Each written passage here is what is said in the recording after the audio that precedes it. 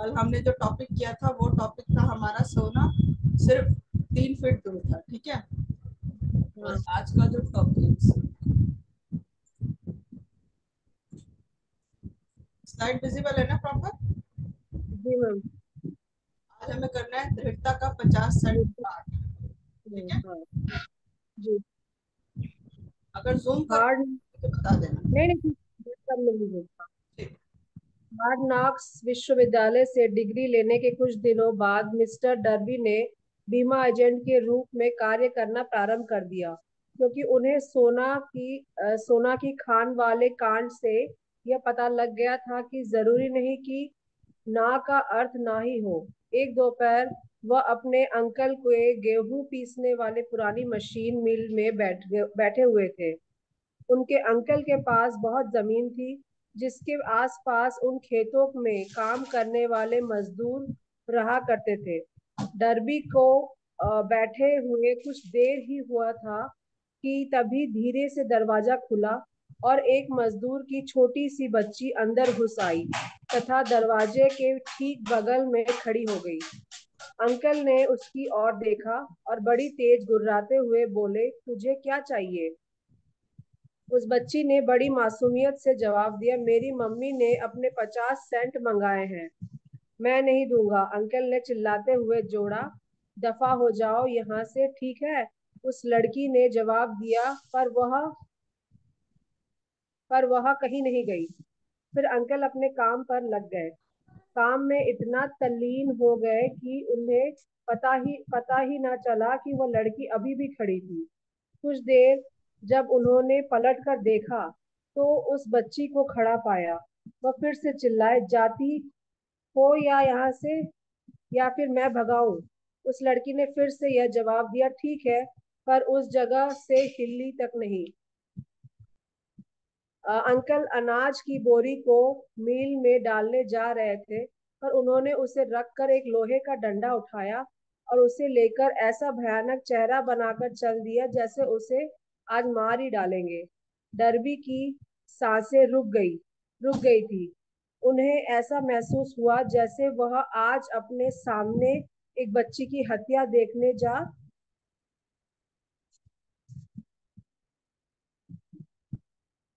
जा रहे हैं। उन्हें पता था कि उनके अंकल बड़े गुस्सैल और निर्दयी व्यक्ति हैं।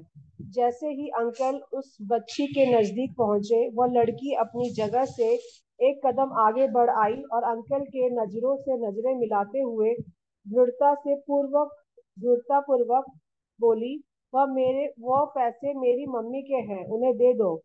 अंकल वहीं पर रुक गए, उस बच्ची को 1 मिनट तक घूरते रहे, फिर धीरे से उस रॉड को नीचे जमीन पर फेंक दिया और अपनी जेब में हाथ डालते हुए $1/2 निकालकर उस बच्ची को पकड़ा दिया। उस बच्ची ने वो पैसा लिया और बिना नजर हटाए जाने लगी।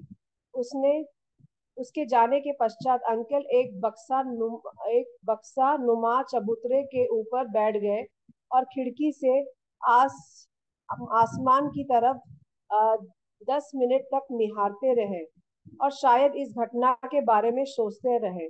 मिस्टर डर्बी भी यही सोच रहे थे। उन्होंने पहली बार ऐसा देखा था कि खेतों में काम करने वाले किसान की बेटी ने अपने से बहुत बड़े और ऊंचे व्यक्ति को इतनी दृढ़तापूर्वक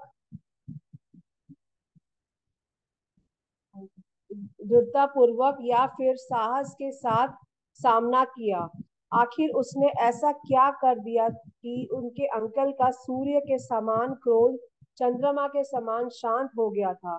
इस बच्ची के पास आखिर ऐसा कौन सा जादू था जो उसने इतने बड़े व्यक्ति पर चला दिया? डर्बी का दिमाग इन्हीं प्रश्नों के चारों तरफ घूम रहा था, पर उन्हें कोई ठीक ठीक जवाब नहीं मिल रहा था। जानते हो, डर्बी ने उस असामान्य घटना के बारे में लेखक को उसी पुरानी मिल में ले जाकर बताया था, ठीक उसी जगह पर जहां उसके अंकल बैठकर खिड़की के बाहर झांकते हुए आसमान की तरफ देख रहे थे। हम लोग उसी पुरानी मिल में खड़े थे, जो अब किसी काम की नहीं रह गई थी। और डर्बी ने फिर से उसी को दोहराते हुए प्रश्न कर बैठकर आखिर उस बच्ची के पास ऐसा कौन सी विचित्र शक्ति थी जिसने मेरे अंकल के इरादों को एकदम से बदल दिया? इस प्रश्न का जवाब इसी किताब में एक सिद्धांत के रूप में बताया गया है। इसका जवाब विस्तृत और संपूर्ण देने की कोशिश की गई है। इस सिद्धांत में पूरी जानकारी है जिसको ठीक उस बच्ची की तरह कोई भी व्यक्ति अमल में ला सकता है। अपने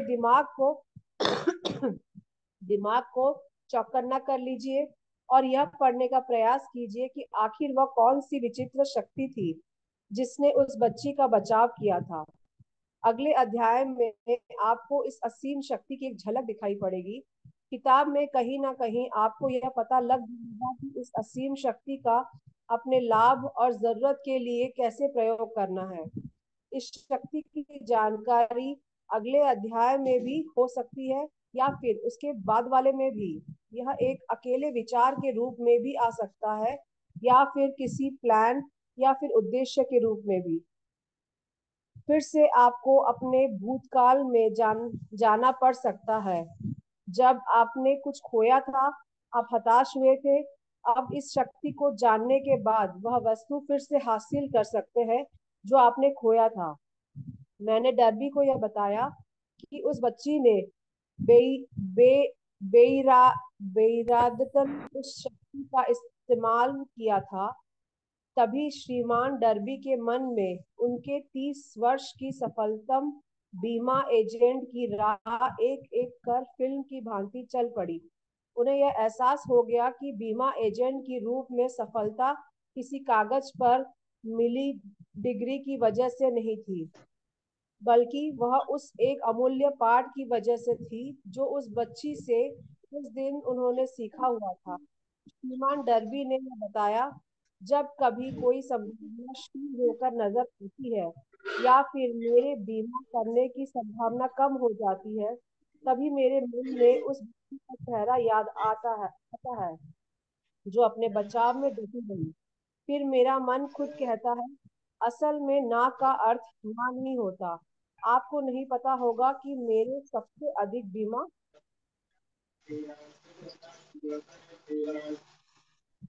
खरीदार वही लोग हैं जिन्होंने पहली दफा ना कहा था।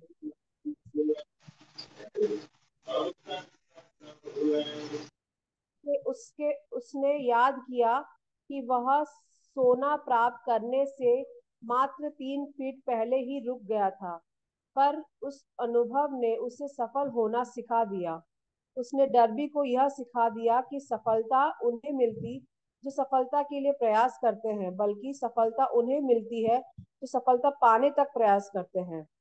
श्रीमान डर्बी और उनके अंकल, उस मजदूर की बेटी और सोने की खान, ये तीनों कहानियां निस्संदेह हर उस व्यक्ति को पढ़नी चाहिए जो जीवन बीमा एजेंट के रूप में अपनी जिंदगी संवारना चाहते हैं। उन सभी के लिए लेखक श्रीमान डर्बी के वे 2 अनुभव बताते हैं जिन्होंने बीमा की वजह से हर वर्ष उन्हें 10 लाख से अधिक डॉलर कमाने की ताकत दी थी। जिंदगी विचित्र है और आसान भी। कभी उतार मिलता है, कभी चढ़ाव, कभी सफलता हाथ लगती है और कभी असफलता, कभी प्रसन्नता मिलती है, कभी निराशा। पर इन सभी से हमें कुछ ना कुछ सीखने को जरूर मिलता है। डर्बी को ही देख लीजिए, 2 वाक्यों ने उनकी जिंदगी बदल दी। असल में उन्होंने उस असफलताओं को ऐसे ही नहीं जाने दिया, बल्कि उनका अध्ययन किया और उसमें से उन्हें जीवन के कुछ रहस्य मिले। परंतु विडंबना यह है कि कोई असफलता चलता ही नहीं है। लोगों को लोगों को पता नहीं होना चाहिए कि असफलता के अनुभव से ही सफलता का द्वार खुलता है। कई दफा असफलता ही हार को जीत में बदलने का अनुभव देती है। यही सिखाती है कि आखिर बाजीगर कैसे बना जाए। इससे पहले कि हम उन 13 सिद्धांतों के आगे और सिद्धांतों की ओर आगे बढ़े, आपको यह सुझाव बड़े ध्यान से पढ़ना चाहिए। जब लोग अमीर बनना शुरू करते हैं तो वे इतनी तेज गति से आगे बढ़ते हैं कि लोग उन्हें देखते ही रह जाते हैं और मन में यह सोचते हैं कि इतने वर्ष यह कहाँ पर छुपा हुआ था। यह एक चौंकाने वाला कथन लग सकता है, क्योंकि हजारों वर्ष आम जनमानस का यह विश्वास बहुत गहरा रहा है कि पैसा कमाने के लिए बहुत अधिक मेहनत करनी पड़ती है। जब आप विचार शक्ति से अमीर बनने के सिद्धांतों को जान लेंगे, तब आप उस मनस्थिति में पहुंच जाएंगे जहां से अमीर बनने की शुरुआत होती है। जिनके पास भी निश्चित लक्ष्य होते हैं, वे कम या फिर नगण्य मेहनत में ही वह सब हासिल कर लेते हैं। आप और आप में से कई लोग इस बात को जानने के इच्छुक होंगे कि किस तरह से उस मनस्थिति को प्राप्त किया जाए जहां से अमीर बनने की राह की शुरुआत होती है। इसके रिसर्च में मेरे 25 वर्ष की मेहनत है। मैंने लगभग 25,000 लोगों से बात की।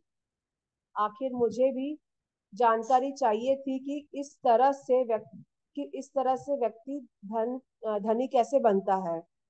एक बहुत ही जरूरी सत्य बताने जा रहा हूँ। 1929 में देश के व्यापार मंदी के दौर की शुरुआत हो गई थी और वह अब तक सबसे निचले स्तर पर पहुंच गई थी। कुछ समय बाद जैसे ही राष्ट्रपति रोosevelt ने राष्ट्रपति भवन में शपथ ली और ऑफिस में काम करना प्रारंभ किया, सारा व्यापार फिर से इस तरह से गति पकड़ने लगा जैसे कुछ हुआ ही न हो। राष्ट्रपति का आना ठीक वैसे ही था जैसे एक मोमबत्ती अंधेरे कमरे में धीरे धीरे उजाला भर देती है और किसी को पता भी नहीं चलता। ठीक उसी तरह धीरे धीरे मन के डर को विश्वास में भी बदला जा सकता है। जैसे जैसे आप इन सिद्धांतों को जानकर इन्हें अमल करना प्रारंभ करते हैं, आपकी आर्थिक स्थिति बेहतर होने लगती है और आप ठीक उस व्यक्ति की तरह हो जाएंगे जो किसी भी वस्तु को छूता है और वह सोना बन जाता है। यह आपको असंभव लग रहा है, मेरे लिए तो बिल्कुल नहीं। हम मानव जाति की यह कमजोरी है कि एक आम इंसान असंभव शब्द को बहुत तवज्जो देता है। वह इस बात को पूरी तरह से मन में स्वीकार कर चुका है कि हर सिद्धांत सभी के लिए नहीं होते। हर काम हर कोई नहीं कर सकता। यह बुक उन लोगों को जरूर सफल बनाएगी जो इन नियमों पर अपनी जिंदगी और अपना सब कुछ दांव पर लगा देते हैं। मैंने बचपन में एक शब्दकोश की किताब खरीदी और जानते हो सबसे पहला काम मैंने क्या किया? मैंने असंभव शब्द को उस डिक्शनरी से काट फेंका। ऐसा करने से कोई बुराई नजर नहीं आती। आप भी अपने जिंदगी से असंभव शब्द को जड़ से उखाड़ फेंक सकते हैं। सफलता उन्हें मिलती है जिनका ध्यान सफलता पर होता है। असफलता उन्हें मिलती है जिनका ध्यान असफलता पर होता है। यह पुस्तक उन लोगों के लिए सहायक होगी जो अपने दिमाग के विचारों और असफलता के डर से हट हटाकर सफलता की ओर एकाग्र करना चाहते हैं। हम सभी में एक और कमी यह पाई जाती है कि हम अपने अनुभव और अपने असफलताओं और अपनी आदतों को देखकर हर किसी के बारे में राय बना लेते हैं। कुछ लोग इस किताब को पढ़ते हुए कह सकते हैं कि अमीर बनने का कोई सिद्धांत नहीं है, क्योंकि वे इस बात को जानते ही नहीं है कि अमीर लोगों की मनस्थिति क्या होती है। आखिर उनकी पूरी जिंदगी गरीबी, कंजूसी और असफलताओं में गुजरी है। लाखों लोग हेनरी फोर्ड की सफलता को मात्र संयोग या फिर भाग्य मानते हैं, परंतु ऐसा नहीं है। 1000 व्यक्तियों में से सिर्फ एक व्यक्ति को ही हेनरी फोर्ड की सफलता का रहस्य पता होता है और वे लोग इस तरह की बात कहने की गलती नहीं करते। मैं हेनरी फोर्ड का एक वाक्य बताता हूँ जो इस रहस्य को पूर्णतया उद्घाटित कर देगा। जब फोर्ड ने उस प्रसिद्ध V8 मोटर का निर्माण करने के बारे में सोचा था, तो उन्होंने एक ऐसा इंजन बनाने के लिए तय किया था जिसके एक ब्लॉक में 8 सिलेंडर हो। यह डिजाइन पेपर पर तो बन गई थी, पर जब इसे प्रैक्टिकल में इंजन का एक रूप देने की बारी आई, तो सभी इंजीनियर ने हाथ खड़े कर दिए। उन इंजीनियरों का मानना था कि ब्लॉक में 8 सिलेंडर रखकर यह इंजन नहीं बनाया जा सकता। फोर्ड ने कहा, किसी भी तरह मुझे यह इंजन चाहिए, यह तो असंभव है, एक साथ सभी इंजीनियर्स का जवाब था। आप काम करना शुरू कीजिए, फोर्ड ने आज्ञा दी, चाहे जितना वक्त लग जाए, आप तब तक लगे रहिए जब तक सफलता हाथ न लग जाए। इंजीनियरों ने काम प्रारंभ कर दिया। 6 महीने बीत गए पर कुछ हाथ न लगा। 6 महीने और बीत गए पर अभी भी कुछ हासिल नहीं हुआ। इंजीनियर्स ने हर वह पैतरा अपना लिया था हर वो पैतरा अपना लिया था, पर सफलता उनके कोसों दूर थी। लेकिन यहाँ पर एक गौर करने वाली बात यह है कि 1 साल बाद भी सफलता कोसों दूर थी, पर अब असंभव नहीं रह गई थी। साल के अंत में फोर्ड ने सभी इंजीनियर्स को फिर से बुलाया और कार्य पर प्रगति पूछा। इस बार फिर से सभी इंजीनियर्स ने एक साथ जवाब दिया, हमें प्रोजेक्ट को जारी रखने का कोई रास्ता नहीं मिल रहा है, जाइए फिर से काम पर लग जाइए। फोर्ड ने आज्ञा दी, हर हाल में मुझे यह इंजन चाहिए और मुझे विश्वास है कि आप इसमें सफल हो जाएंगे। वे फिर से काम में लग गए। अब जादू चल गया था, क्योंकि फोर्ड ने इस रहस्य को पहचाना था। आखिर फोर्ड की दृढ़ता एक बार फिर से जीत गई। फोर्ड ने सिद्ध कर दिया कि असंभव और दृढ़ता के जीत दृढ़ निश्चय की ही होती है। अब आपको भी फोर्ड की सफलता का रहस्य पता चल गया है। अब आप भी करोड़ों रुपए कमा सकते हैं।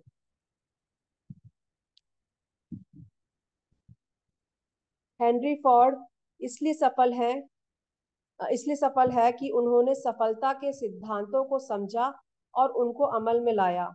उनमें से एक है किसी वस्तु को पाने की इच्छा। अगर आप फोर्ड की कहानी पढ़कर उन सिद्धांतों को अमल में लाते हैं, तो आप भी उसी सफलतम पायदान पर पहुंच सकते हैं जहां पर फोर्ड ने अपना झंडा गाड़ा था। हेनरी फोर्ड का 20वीं सदी के अंत में ठीक वही स्थान है जो इस समय बिल गेट्स का। फोर्ड ने उस समय ऐसा कार बनाकर परिवहन क्षेत्र में क्रांति ला दी जिससे हर किसी के पास अपनी खुद की कार हो। ठीक वही क्रांति बिल गेट्स ने भी तो कंप्यूटर इंडस्ट्री में सॉफ्टवेयर डिजाइन करके फैलाई है। अब कंप्यूटर सिर्फ तकनीकी से जुड़े व्यक्तियों के लिए नहीं रह गया, अब यह हर किसी की ऑफिस में जरूरत हो गया है, विद्यालयों में भी पहुंच गया है। इतना ही नहीं, सबके घरों में अपने अपने निजी लैपटॉप या कंप्यूटर हो गए हैं। ठीक हेनरी फोर्ड की तरह बिल गेट्स ने भी तो करोड़ों डॉलर की संपत्ति कमाई है। उन्होंने कंप्यूटर में प्रोग्रामिंग की शुरुआत मात्र 13 वर्ष की उम्र से ही प्रारंभ कर दी थी। 1973 में उन्होंने हार्वर्ड यूनिवर्सिटी में दाखिला लिया और स्टीव बलमेर, जो कि माइक्रोसॉफ्ट के चीफ एग्जीक्यूटिव ऑफिसर रह चुके हैं, के साथ एक कमरे में रहते थे। हार्वर्ड में पढ़ते हुए बिल गेट्स ने सबसे पहले माइक्रो कंप्यूटर के लिए एक प्रोग्राम लैंग्वेज बेसिक की खोज की। गेट्स इस तरह से अपने सपनों को पूरा करने में लग गए कि उन्होंने हार्वर्ड विद्यालय को छोड़ दिया। अब वह पूरी ऊर्जा अपने सपनों को पूरा करने में लगाने लगे। इससे कुछ समय पहले ही उनके बचपन के मित्र पॉल एलन के साथ उन्होंने अपनी कंपनी शुरू की थी, जिसका नाम माइक्रोसॉफ्ट था। इस माइक्रोसॉफ्ट ने अपने सपनों में पहिए लगाए। उनका मानना था कि कंप्यूटर हर ऑफिस, हर स्कूल और हर घर की जरूरत बन सकती है। उनका यही निश्चित उद्देश्य माइक्रोसॉफ्ट की सफलता का मुख्य कारण बना। अपना सबसे मुख्य लक्ष्य हासिल करने के बाद बिल गेट्स रुके नहीं। वे लगातार कंप्यूटर और प्रोग्रामिंग में सुधार करते रहे। सबसे खास बात, उन्होंने सिर्फ प्रोग्रामिंग के क्षेत्र में ही काम नहीं किया, बल्कि वे विश्व के सबसे बड़ी दान पुण्य की संस्था भी चलाते हैं, जिसमें उनका सहयोग उनकी पत्नी मिलिंडा है। सुष्मिता जी, नेक्स्ट टॉपिक कल करेंगे। ठीक है, समझ आया? ये आना चाहते हैं यहाँ पर हम कि दृढ़ निश्चय के साथ आगे बढ़ना। आप कई स्टेप्स आएंगे जहां हमें लगेगा कि हम हार गए, लेकिन वो हार आपकी जीत के आपको और करीब ले जाती है। कभी मत सोचना कि हम हार गए। हारने का हारने का मतलब ये है कि आप जीत के बहुत करीब पहुंचते जा रहे हैं, समझ रहे हो? तो एक नजरिया देखो बात को लेने का।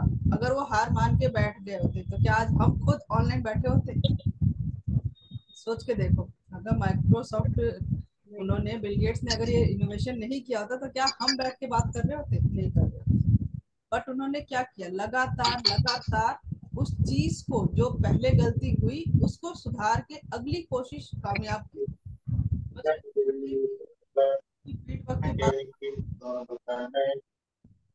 फील्ड वर्क की बात करूं, जैसे हम लोग जाते हैं, अगर लोगों की ना मिलती है, लोगों में कमी नहीं है कि लोग ना कर रहे हैं, कमी हमारे में, या हम उनको समझा नहीं पा रहे, तो क्या करना है, हमें उस चीज को और बेटर बेटर बेटर इम्प्रूव करना है। और एक दिन ऐसा आएगा ना कि आपको देख के ही लोग समझ जाएंगे कि भैया यहाँ से पैसा आता है। लाइक सुरेखा मैम एग्जाम्पल हमारे सामने है ना, कि उनको लोग देख के समझ आता है भैया इस बिजनेस से पैसा आता है। समझ रहे हो? तो जो एक बात बताई गई ना कि स्टार्टिंग टाइम में आपको लगेगा कि बहुत मेहनत कर रहे हैं, बट एक बार ऐसा पल आएगा कि वहां मेहनत नहीं भी कर रहे होगे ना तो पैसा तो आ ही रहा है। तो यही मेहनत हमें भी करनी है इस फील्ड में, चाहे इस फील्ड में हो, चाहे आप अदर कुछ भी करना भी चाहो ना लाइफ में, तो भी ये चीजें काम आएंगी। तो कभी भी किसी चीज से हार नहीं माननी, उस ये सोच के चलो कि मैं और करीब पहुंच रही हूँ उसमें, तो और अच्छा अच्छा अच्छा करना है। हमेशा उस चीज को बार बार बार बार लगातार करते रहो। मैं खुद यहाँ देखती हूँ कि परिवर्तन सेशन हमारा मतलब सुरेखा मैम के प्लेटफॉर्म पे भी होता है, हमारा भी होता है, पल्लवी जी के प्लेटफॉर्म पे होता है, और भी लिंक्स आते हैं, बट मैं मोस्टली देखती हूँ क्या, कुछ लीडर्स एक में होंगे तो दूसरे में एब्सेंट होंगे, होता है कि नहीं?